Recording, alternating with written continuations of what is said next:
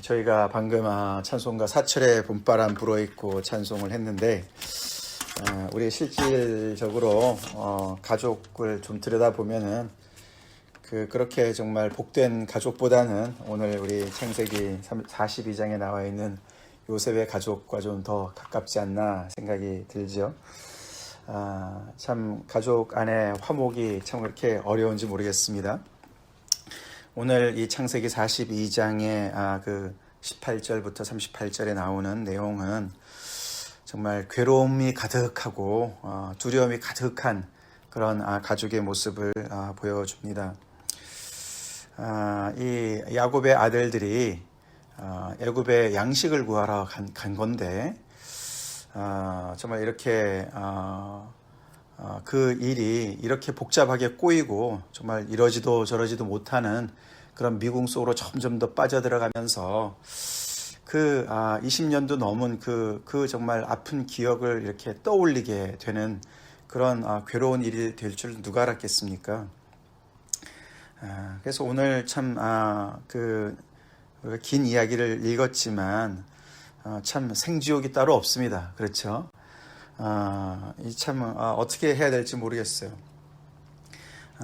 그렇지만 이제 우리가 어제도 봤지만 이런 상황이 정말 계속 지속이 되고 이렇게 끝나기만 한다면은 참 얼마나 괴로운 일입니까? 그렇죠?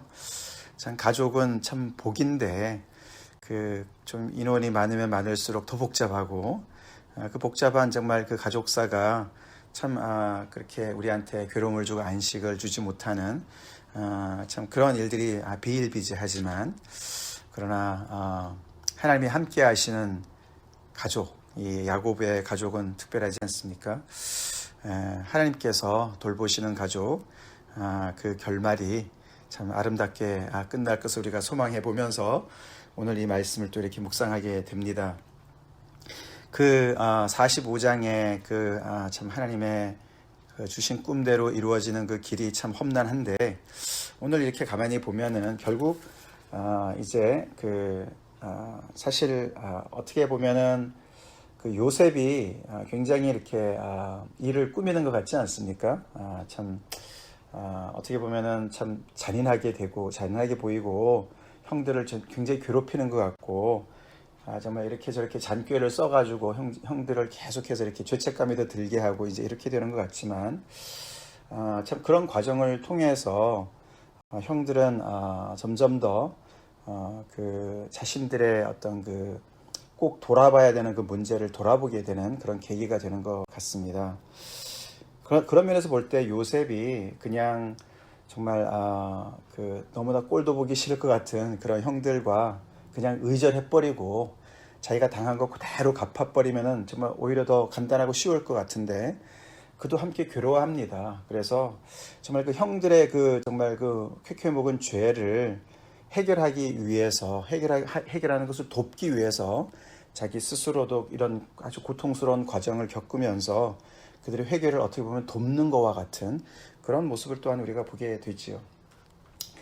어저께 시작된 그 형들을 억울하게 누명을 씌우는 정탐꾼이라고 얘기하는 것을 통해서 이제 대화가 시작이 되면서 그들은 자기들이 얼마나 정말 한 사람의 아들들인가를 증명하기 위해서 얘기하는 중에 요셉을 건너뛰면서 얘기를 이제 설명을 했죠. 한 사람은 사라졌다라고 얘기를 했습니다. 그렇지만 그렇게 언급을 하게 되면서부터 그들은 이제 오래된 상처가 다시 이렇게 겉으로 노출되는 계기가 된 것 같습니다. 어저께 이제 그들을 3일 동안 이제 감옥 속에 가둬뒀습니다. 그죠? 그러고 이제 오늘 이야기가 시작된 건데 그 3일 동안 무슨 생각을 했을까요? 참 아마 형제들 간에서도 가족들 안에서도 요셉의 이야기는 꺼내지도 말아야 된다라고 금기사항이 됐지 않았을 것 같습니까? 하여튼 자기들은 죄 때문에도 그럴 것이고 아버지는 그게 너무너무 괴롭기 때문에 요셉의 이야기를 서로가 피했을 거예요. 근데 이렇게 누명을 쓰는 바람에 형제의 이야기를 다시 언급을 해야 되는 상황이 이제 도출된 것이고 그렇게 하나는 사라졌다라고 얘기는 했지만 그 사흘 동안 갇혀 있으면서 이런저런 생각이 많았겠죠.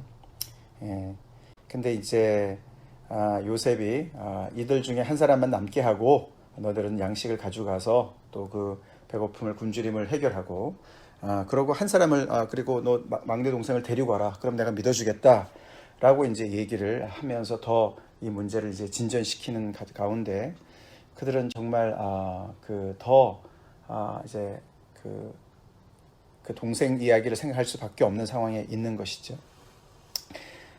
자기들이 이렇게 코너로 점점 몰리면 몰릴수록 그리고 억울함을 당하면 당할수록 그 요셉이 떠오르는 거죠. 예, 그 모습이 떠오르는 거예요. 그래서 오늘 여기 보면은 그들이 서로 말하되 우리가 아우의 일로 말미암아 범죄하였도다.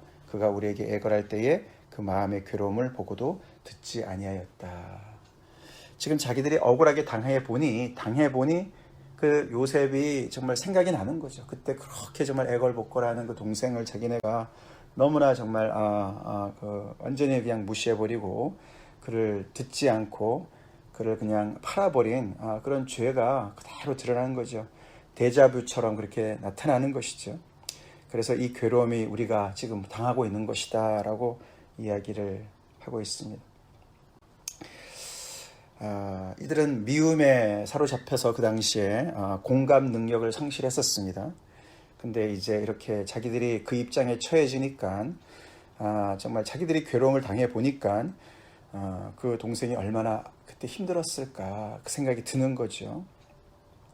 그러면서 서서히 그들은 그 참 요셉의 생각에 도대체 형들은 무슨 생각에 나를 팔았을까? 그들은 정말로 나를 증오만 했나? 어떻게 그렇게 사람으로서 그럴 수 있을까? 뭐 이런 생각도 있었을 텐데 이들이 이렇게 괴로워하는 모습을 옆에서 지켜보게 되고 형들은 정말 그렇게 한 것이 얼마나 정말 그 인간으로서 형들로서 하지 못한 일인가를 이렇게 자책하는 그런 것을 이제 이렇게 보게 되는 것이죠. 참 그렇습니다. 그죠? 우리는 참 무지해서요. 참 이렇게 내가 그 입장에 떨어져 보지 않으면은 모르는 일이 참 많은 것 같아요. 그죠? 그래서 참 괴롭지만 이런 것도 은혜입니다. 그죠? 내가 그 입장에 처해 보는 것도 은혜예요. 그래야만 정말 내가 그 상대방 입장을 이해할 수가 있는 것이죠. 참 괴로운 일이지만 그렇게 되는 것이죠. 예. 자, 그 다음에 이제 한 사람을 이제 놔두고 이제 떠나야 되는 상황 속에서 시므온을 이제 끌어내서 그를 결박하는 것을 명령하게 되고 그들을 이제 그 곡식을 줘서 돌려보내는데 또 이제 문제는 거기다가 돈 뭉치를 다시 집어넣은 거 아닙니까? 예, 그래서 그들을 더 두렵게 만듭니다. 이런 상황에 하나라도 꼬투리를 잡히면 이제 정말 큰일 나는 일인데 자기는 그렇지 않아도 지금 누명을 쓰고 있는데 돈이 어떻게 여기 내 자루에 들어왔나? 그래서 그들은 두려워합니다. 요셉이 어떤 생각으로 그거를 넣는지 정말 또 다음에 양식을 사러 오라고 돈을 다시 줬는지 은혜를 베푼 것인지 아니면은 정말 너네 거 하나도 내가 받지 않을 거다라고 정말 이렇게 매정하게 하는 것인지 아니면은 그들이 사실 여기 뒤에 가보면은 그들이 다 가서 집에 가서 열어보니 다 있는 거 아닙니까? 그래서 아버지도 굉장히 두려워하는 그런 얘기가 나오는데 사실 그래서 이들이 돈을 주고 양식을 사온 게 아니지 않습니까? 그렇게 되면은 돈을 주고 사왔다면 그래도 떳떳하게 자기네가 사온 양식을 먹는 건데 돈도 안 주고 그냥 가져온 거니까 결국 그러면은 그 양식은 목숨값이지 않습니까? 예, 시몬의 목숨값이에요. 지금 시몬은 지금 볼모로 잡혀 있는 상황인데 그래서 정말 그 양식을 먹으면서도 얼마나 정말 잊을 수 없는 한순간도 잊을 수 없는 그런 정말 시몬의 생명 참 오히려 그렇게 해서 자기를 판 형들에 대한 어떤 그런 메시지를 전하는 것인지 잘 모르겠습니다만 그는 또 이렇게 그 일을 통해서 더 형들을 더 두렵게 만듭니다. 집에 가서 아버지한테 다 자초지종을 얘기하고 그 과정 속에서 또 아버지한테도 하나는 없어졌습니다라고 또 설명을 해야 되는 다시 요셉의 이야기를 간접적으로라도 언급을 해야 되는 상황에 빠진 것이죠. 그래서 아버지한테도 그 옛날 그 정말 꺼내기도 정말 두려운 그 상처를 다시금 건드리는 그런 입장을 정말 갖게 되는 것이죠. 그래서 아버지는 그 얘기를 다 듣고서는 그 막내 아들을 데리고 오지 않으면 안 된다라고 얘기했는데 야곱은 정말로 절대로 그런 일은 있을 수 없다. 너네가 정말 요셉도 없어졌고 지금 시므온도 없어졌는데 베냐민까지 정말 빼앗아 가려고 한다. 그러고 정말 뭐 절대로 허락할 수 없는 그렇게 정말 얘기를 합니다. 그래서 그 긴장이 고조가 되지요. 이 시몬을 데리고 오려면은 베냐민을 데리고 가야 되는 것이고, 아버지 야곱은 내가 죽으면 죽었지 베냐민은 못 놓는다라고 얘기를 하고 그렇게 서로가 버팅기고 있습니다. 그래서 오늘 이렇게 가만히 보면은 일단은 이 어떤 회복의 길로 가는 길에서 과정에서 이렇게 보면은 먼저 그 쾌쾌목은 문제가 이렇게 노출되게끔 되는 것 같아요, 그죠? 노출되지 않고서는 그것이 어떻게 해결이 되겠습니까? 노출이 됐을 뿐만 아니라 그 상황 속에 자기가 들어가서 그 아픔을 직면하게 되는 어떤 그런 과정을 보게 되고, 그리고 이제 서로가 다 쥐고 있는 것을 놔야 되는 어떤 그런 집착을 이제 놔야 되는, 야곱은 집착하고 있는 베냐민을 놔야 되고 형들은 그런 과거 속에서 자기들의 어떤 그런 정말 비인간적이고 너무나 매정한 그런 그 죄악을 또 토설하는 그런 것을 놔야 되는 여러 가지 것들을 이제 이렇게 우리가 언뜻 보게 되는 것이죠. 근데 참 한 가지 이렇게 우리가 오늘 말씀을 통해서 생각해 보고 싶은 거는 이 너무나 엄한 이 총리, 이 정말 그 땅의 주인, 애굽의 주인인 이 사람이 결국은 자기 형제 요셉 아닙니까, 그죠? 근데 지금 뭐 절대로 상상도 할 수 없는, 상상도 못하는 그런 상황이에요, 그죠? 이 모든 것을 연출하고 있는 것이 바로 그 요셉인 것인데 이 형들은 절대로 그 요셉을 모릅니다. 그냥 너무너무 자기들을 정말 괴롭게 하는 너무 무서운 군주로만 느껴지는 상황인 것이죠. 참 그게 참 이렇게 어떻게 보면은 이 스토리를 보면서 이렇게 간접적으로 우리가 읽거나 묵상하는 사람들 입장에서 볼 때 그게 참 뭐라 그럴까요? 참 아이러니컬하지 않습니까? 예. 형들이 그가 요셉인 줄 알았었다면 이게 정말 이거보다 더 기쁜 소식이 없을 텐데 그게 요셉인지를 모르기 때문에, 알 수 없었기 때문에, 뭔가에 사로잡혀 있기 때문에 그것이 복된 소식이 아닌 거예요. 기쁜 소식이 아닌 거예요. 그저 자기들을 너무나 정말 사지로 몰아가는 그런 저승사자 같이 느껴지는 상황인 것이죠. 그렇죠. 우리가 처음 예수님에 대한 복음을 들었을 때를 우리가 좀 상상해 볼 수가 있을 것 같습니다. 여러분들은 처음에 복음을 들었을 때 어떤 반응을 하셨나요? 처음에 딱 들으면서 야, 이건 진짜 복된 소식이다, 이렇게 좀 받는 사람이 간혹씩 있을 수는 있겠지만 대부분은 그게 참 복된 소식이긴커녕 어떤 굉장히 이렇게 나한테 거부 반응이 많이 되는 그런 시절이 있었지 않았습니까?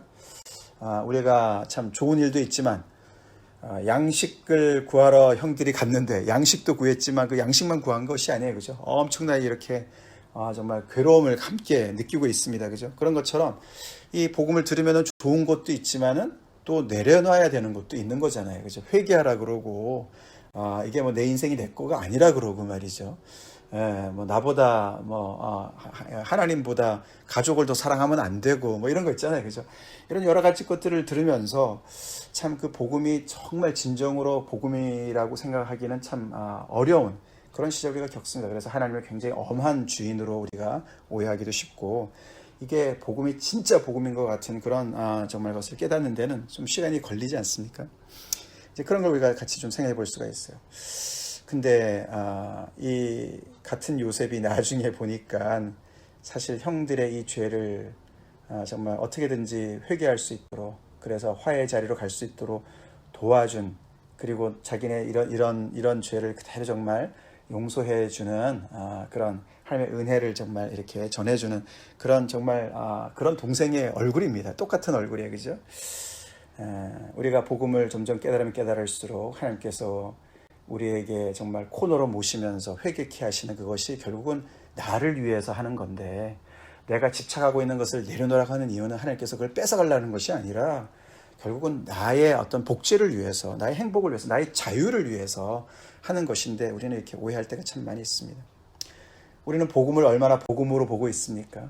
정말 하나님께서 말씀하시는 그 모든 말씀 한 구절 한 구절이 정말 나를 위해서 하시는 것을 우리는 얼마나 알고 있나, 이런 생각을 우리가 좀 해보게 됩니다.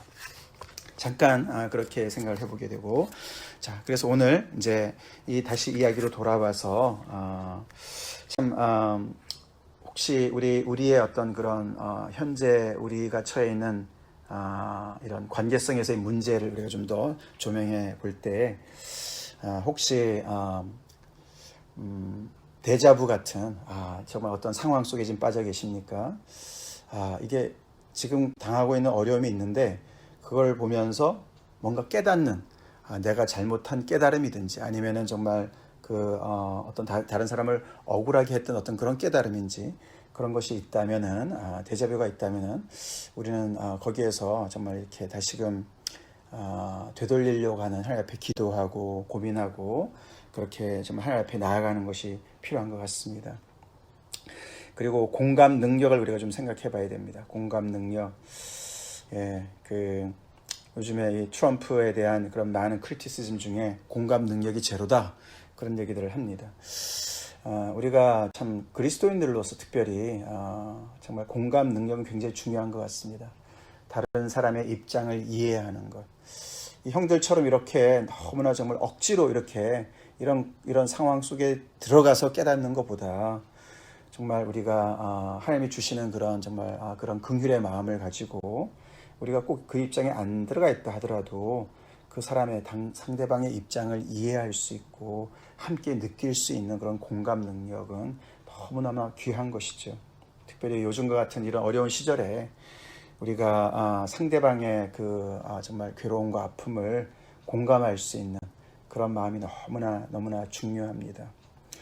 죄는 정말 이렇게 정말 파국을 초래하지요. 대가가 분명히 있습니다. 얼마나 이런 과정을 통해서 요셉도 그렇지만 형들은 얼마나 괴로웠겠습니까? 정말 그 죄의 대가는 참 이렇게 정말 혹독하지요.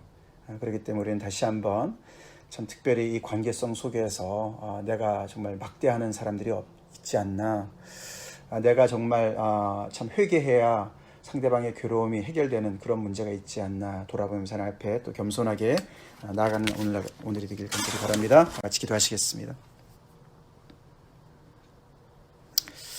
하나님, 요셉의 가족사를 오늘 또 우리가 묵상하면서